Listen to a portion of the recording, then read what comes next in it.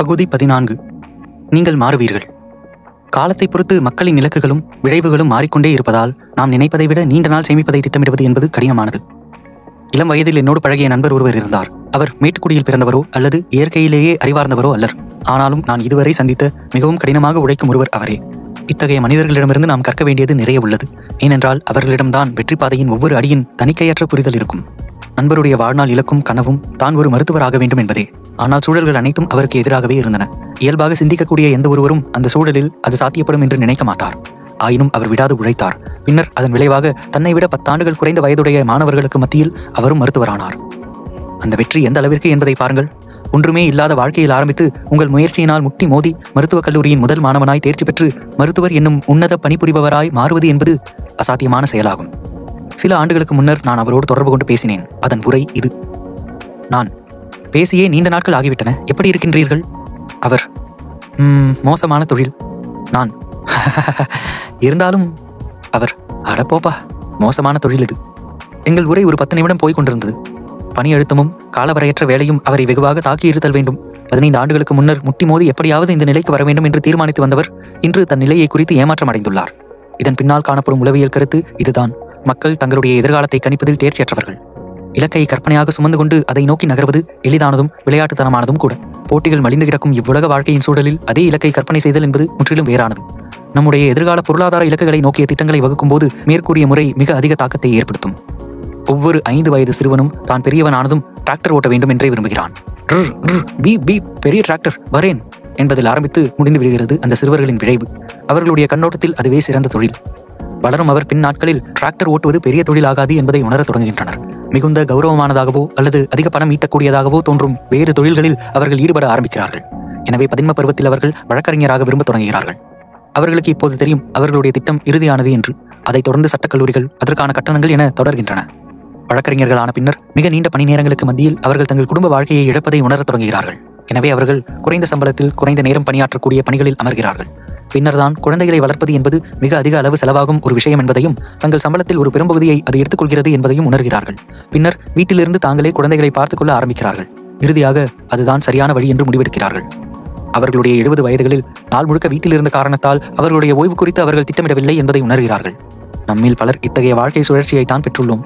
அரசின் ஓர் ஆய்வறிக்கை கல்லூரி படிப்பில் தாங்கள் எடுத்துக்கொண்ட முதன்மை பாடத்தை பொறுத்த பணிகளில் அமர்பவர் வெறும் 27% என்று கூறுகிறது. வீட்டில் தங்கி குழந்தைகளை பராமரிக்கும் பெற்றோர்களில் 29% பட்டதாரிகள். சிலர் தங்களுடைய பட்டம் வாங்கியதே வீண் என்று நினைக்கிறார்கள். 15 வயதில் இளைஞர்கள் தங்களுடைய எதிர்கால திட்டங்களை தீர்மானிக்கும் போது கற்பனை கூட செய்து பார்க்க இயலாத அளவிற்கு பெற்றோர்கள் தங்களுடைய 30களில் அவர்களுடைய வாழ்க்கை இலக்குகளை பற்றி தீர்மானிக்க வேண்டியிருக்கும் என்பதை நாம் ஒப்புக்கொண்டே ஆக வேண்டும். நீண்டகால பொருளாதார திட்டம் அவசியமான ஒன்றுதான். ஆனால் மாற்றங்கள் நிகழ்ந்துள்ளன. நம்மிலும் நம்மை சுற்றியுள்ள உலகிலும் உங்கள் இலக்குகளிலும் ஆசைகளிலும். ஒன்றை நாம் சொல்ல வேண்டித்தான் இருக்கிறது: எதிர்காலம் நமக்காக என்ன வைத்திருக்கிறது என்பதை நாம் ஒருபோதும் கணிக்க இயலாது. இரண்டாவதாக இன்னொன்றையும் நாம் ஒத்துக்கொண்டே ஆக வேண்டும்: நாளை உங்களுக்கு என்ன வகையான தேவைகள் இருக்கும் என்று நீங்களே இன்று முடிவெடுக்கவும் இயலாது. ஆனால் உண்மை இதுதான்: நம்மில் சிலர் அத்தகைய முடிவெடுக்கும் ஆற்றல் படைத்தவராக உள்ளனர். நிகழாது நிலைக்கும் நீண்டகால திட்டங்களை முடிவெடுப்பது என்பது மிகவும் அரிய செயல்தான். எதிர்காலத்தில் உங்கள் விருப்பங்கள் எப்படியெல்லாம் மாறும் என்பதை நினைக்கும் போது அது குறித்து இன்று திட்டமிடுவது என்பது உண்மையிலேயே அரிதான செயல்தான். மக்கள் தங்களுடைய கடந்த காலத்தில் எவ்வளவு மாறியுள்ளார்கள் என்பதை தெரிந்து கொள்வதில் காட்டும் ஆர்வத்தின் அளவிற்கு தங்களுடைய எதிர்காலம் குறித்து காட்டுவதில்லை. எதிர்காலத்தில் தங்களுடைய தோற்றத்தில், வாழ்க்கை முறையில், ஆசைகளில், இலக்குகளில் எவ்வாறான மாற்றங்கள் வரும் என்பது குறித்து அவர்கள் குறைவாகவே மதிப்பிடுகிறார்கள். இத்தகைய நிலையை உளவியல் வல்லுநர்கள் வரலாற்று மாயையின் இறுதி என்று அழைக்கிறார்கள். ஹார்வர்டின் உளவியல் நிபுணர் ஒரு முறை இது குறித்து: நம்முடைய வாழ்வின் ஒவ்வொரு கட்டத்திலும் நாம் எடுக்கும் முடிவுகள் நம்முடைய எதிர்காலத்தில் நாம் எப்படி இருக்கப் போகிறோம் என்னும் நிலையில் தாக்கத்தை ஏற்படுத்துகின்றன. நாம் எடுத்த முடிவுகள் குறித்து ஒவ்வொரு முறையும் நாம் பெருமைப்படுவதில்லை. 15 வயதில் பணம் கொடுத்து தங்கள் உடலில் பச்சை குத்தி கொண்டதை தங்களுடைய வாலிப வயதில் பணம் கொடுத்து நீக்க பார்க்கின்றனர். இளம் வயதினர் திருமணம் செய்து கொள்ள விரையும் போது மூத்தோர் திருமண விலக்குகள் குறித்து முடிவுகள் எடுக்கின்றனர். வயதான இளைஞர்கள் அதிகம் உழைத்து பெற்றதை இழந்து கொண்டிருக்கும் போது இளம் வயதினர் லாபம் அடைய அதிக உழைத்துக் கொண்டிருக்கின்றனர். மீண்டும் மீண்டும் மீண்டும் இதே நிலைதான் இங்கேயும். அவர் மேலும் சொல்கிறார்: நாம் எல்லோரும் ஒரு மாயையுடன் வலம் வந்து கொண்டிருக்கின்றோம். நம்முடைய பழைய வரலாறு முடிந்துவிட்டது என்றும் இப்போதுதான் நாம் விழைந்த எதிர்பார்த்த வாழ்க்கையை நாம் தொடங்குகின்றோம். இந்த நிலை இனி தவறாது தொடரும் என்பதுதான் அந்த மாயை. இதை நாம் புரிந்து கொள்ள மறுக்கின்றோம். கில்பர்ட்டின் ஆய்வின் அடிப்படையில் மக்கள் 18 வயதிலிருந்து 68 வயது வரை எதிர்காலத்தில் அவர்கள் எவ்வாறு மாற்றத்தை அடைவார்கள் என்பது குறித்து குறைவாகவே மதிப்பிடுகின்றனர் என்பதுதான் உண்மை. இத்தகைய போக்கு நீண்டகால பொருளாதார திட்டத்தை எவ்வாறு பாதிக்கும் என்பதை நீங்கள் கணித்து பார்க்கலாம். கூட்டுத்தொகை வருவாய் குறித்து குறிப்பிடும் சார்லி முங்கர் கூட்டுத்தொகை வருவாய் திட்டத்தின் முதல் விதி அதை தேவையில்லாமல் மாற்றிக்கொண்டே இருக்காதீர்கள் என்பதுதான். நம் வாழ்வில் சில முக்கிய மாற்றங்களை நாம் பெற நினைக்கும் போது தொழிலில் முன்னேற்றம், முதலீடுகள், செலவுகள், வரவு செலவு திட்டங்கள் என இவை யாவற்றையும் எப்படி மாற்றாமல் இருக்க இயலும்? அது கடினமான செயல்தான். நாம் இந்த நூலில் ஏற்கனவே கண்டதைப் போல் சில மனிதர்கள் ரொனால்ட் ரீட், வாரன் பஃபெட் போன்றோர் வெற்றிகரமான முதலீட்டாளர்களாய் ஆனதற்கான காரணம் இவர்கள் விடாப்பிடியாய் தொடர்ச்சியாய் பல ஆண்டுகள் தங்கள் கொள்கையிலிருந்து மாறாமல் பிசகாமல் இருந்ததால் தான் கூட்டுத்தொகை லாபம் அவர்களை செல்வந்தர்களாக ஆக்கியது. ஆனால் நம்மில் பலர் ஒரே மாதிரியான செயலை பல ஆண்டுகளாக தொடர்ந்து இறுதி வரை செய்வதை விரும்புவதில்லை. இறுதி வரை இல்லை என்றாலும் நீண்ட காலத்துக்கும் தொடர விரும்புவதில்லை. எனவேதான் சராசரியாக 80 வருட வாழ்க்கை இருந்தாலும் நம்முடைய சேமிப்புகள் குறிப்பிட்ட 20 ஆண்டுகால இடைவெளிக்குள் சிக்கிக்கொள்கின்றன. மிகவும் குறைந்த வருவாய் பெறுபவராய் இருந்தாலும் மிக எளிய முறையில் வாழ்ந்து தங்கள் வாழ்க்கையை கழிக்கும் பல இளைஞர்களை நான் அறிவேன். அவர்கள் மிகவும் மகிழ்ச்சியாகவே வாழ்கிறார்கள். இன்னும் சிலர் கடுமையாக உழைத்து மிகவும் ஆடம்பரமான வாழ்க்கையை வாழ்கிறார்கள். அவர்களும் மகிழ்ச்சியாகத்தான் வாழ்கிறார்கள். இருவருக்கும் எதிர்காலத்தில் இடர்கள் காத்திருக்கின்றன. முதலில் குறிப்பிடப்பட்டவர் தன்னுடைய குடும்ப செலவுகள் மற்றும் ஓய்வு கால திட்டத்துக்கு ஏதும் செய்ய இயலாதவராய் இருக்கின்றனர்.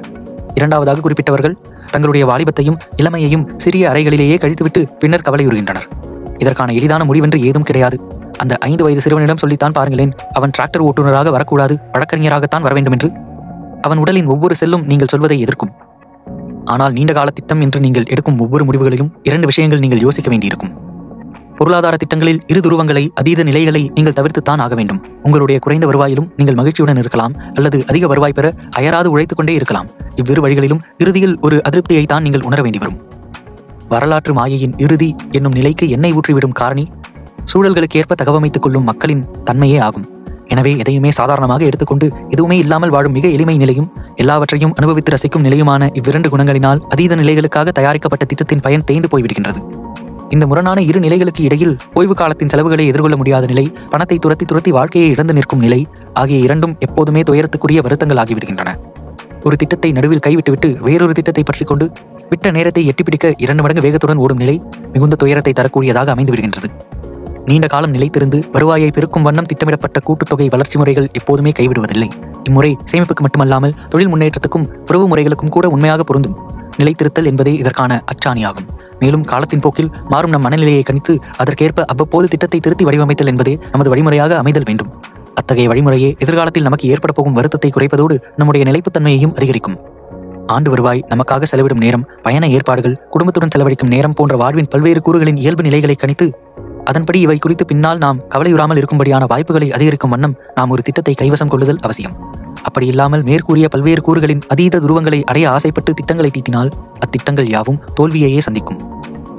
நம்முடைய மனம் மாறிக்கொண்டே இருக்கும் என்னும் உண்மையையும் நாம் ஒத்துக்கொண்டே ஆதல் வேண்டும். தங்களுடைய 18ஆம் வயதில் கல்லூரி பருவத்தில் தாங்கள் படித்த படிப்புக்கு ஏற்ப அப்போது ஒத்துக்கொண்டு பணியாற்றத் தொடங்கிய அதே வேளையில் தொடர்ந்து உடன்று கொண்டிருக்கும் மன அமைதியற்ற பணியாளர்களை நான் சந்தித்துள்ளேன். வரலாற்று மாயையின் இறுதி என்னும் கோட்பாட்டை உணரத் தொடங்கினால் மதுவருந்த கூட இன்னும் வயது வராத அந்த காலத்தில் உங்களுக்கான பணியை நீங்கள் தேடிக்கொண்டிருக்கிறீர்கள் என்பதை உணரத் தொடங்குவீர்கள். அது எத்தகைய குறைந்த அளவிலான சமூக பாதுகாப்பை அளிக்கும் என்பதையும் நீங்கள் அறிந்து கொள்வீர்கள்.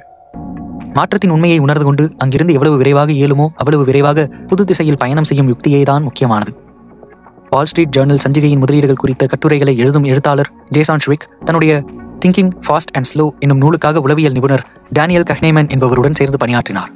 கஹ்னேமன் குறிப்பிட்ட ஒரு மனோதத்துவ நிலை தனக்கு மிகவும் பயன்பட்டதாக ஷ்விக் குறிப்பிடும் போது, டேனியலின் வேறெந்த குணமும் என்னை அவ்வளவாக கவர்ந்ததில்லை. அப்போதுதான் உரையாடி முடிவெடுத்த ஒன்றை அவர் அடுத்து நொறுக்கி உடைக்கும் முறைதான் என்னை மிகவும் கவர்ந்தது. ஷ்விக் எழுதுகிறார், நானும் கஹ்னேமனும் ஒரு அத்தியாயத்துக்காக மட்டுமே கூட முடிவின்றி உரையாற்றிக் கொண்டிருத்தல் இயலும். ஆனால் அடுத்து அவர் என்ன செய்வார் என்றால் ஒரு புதிய நகலை அனுப்புவார். அது அறிந்து கொள்ள இயலாத நிலையில் முற்றிலுமாய் மாறுபட்டதாக இருக்கும். அது வேறு விதமாக ஆரம்பிக்கும், வேறு விதமாக முடியும். அதுவரை நீங்கள் நினைக்காத கோணத்தில் உள்ள பல துணுக்குகளையும் தரவுகளையும் கொண்டதாக இருக்கும். நான் அதுவரை கேள்விப்படாத ஆய்வுகளின் குறிப்புகளும் அதில் இருக்கும். நம்முடைய முந்தைய வரைவில் நாம் எழுதாத விஷயங்களை சேர்த்து எப்படி அப்படி உங்களால் மீண்டும் மீண்டும் புதிதாக எழுத முடிகிறது என்று நான் டேனியை கேட்டேன். அதற்கு அவர் கூறிய பதிலை என்னால் மறக்க முடியாது. அவர் கூறியது, என்னிடம் வாரா கடன் இருக்கிறது. வாரா கடன் என்பது ஏற்கனவே செலவு செய்யப்பட்டு அவற்றுக்கான பயன் பெறாத நிலையாகும். முன் எப்போதோ எடுத்த முடிவுகளில் இன்னும் முடங்கிக் கொண்டிருக்கும் ஒரு நிலை அது. ஆனால் மனிதர்கள் காலத்துக்கு ஏற்ப மாறிக்கொண்டே இருப்பார்கள். வாரா கடன் எதிர்கால நம்மை கடந்த கால கைதிகளாக்கி நம்மை நமக்கே வேறாய் காட்டும் ஒரு நிலை. அது நம்முடைய வாழ்க்கையின் முக்கியமான முடிவுகளை ஏதோ ஒரு அடையாளம் தெரியாத நபர் முடிவெடுப்பது போன்றதாகும். இந்த கருத்தை நாம் ஏற்றுக்கொண்டால் மூச்சுக்கு ஆக்சிஜனை ஏற்றிக்கொண்டு வாழ்க்கையை இழுத்துக் கொண்டிருப்பதை விட நீங்கள் வேறொரு மனிதராய் இருக்கும்போது முடிவெடுத்த பொருளாதார இலக்குகளை கருணை ஏதுமின்றி கைவிடுதல் மேலென்று ஆகிறது. அதுவே எதிர்காலத்தில் நமக்கு அதிக வருத்தம் விளைவிக்காத வழிமுறையாய் அமையும். இதை எவ்வளவு சீக்கிரமாக செய்கிறீர்களோ அவ்வளவு சீக்கிரமாக நீங்கள் கூட்டுமுறை சேமிப்பு முறைக்கு வந்து விடுவீர்கள். அடுத்ததாக நாம் கூட்டுமுறை சேமிப்பை ஏற்றுக்கொள்வதனால் ஏற்படும் பயன்களை பார்க்கலாம்.